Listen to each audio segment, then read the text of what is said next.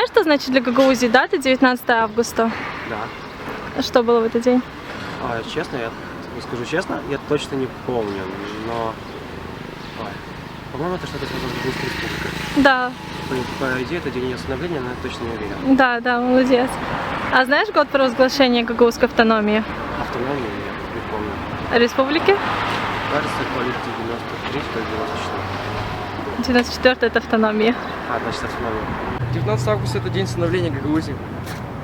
Ну, почти.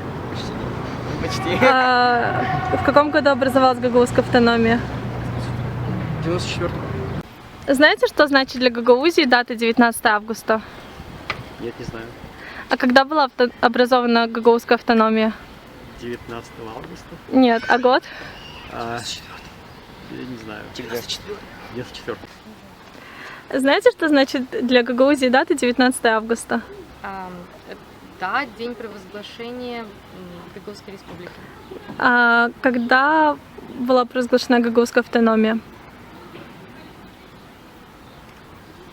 В 94 году. Что значит для Гагаузии дата 19 августа? Не помню.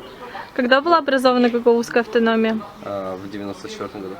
День провозглашения Гагаузской республики. А когда автономия образовалась В Гагаузская? 94 году. Знаете, что значит для Гагаузии дата в 19 августа? Нет, к сожалению, потому что я давно уехала отсюда и не интересуюсь историей Гагаузии, к сожалению. А знаете, когда была образована Гагаузская автономия? Тоже не знаю. Знаете, что значит для Гагаузии дата 19 августа? Да, день провозглашения Гагаузской республики.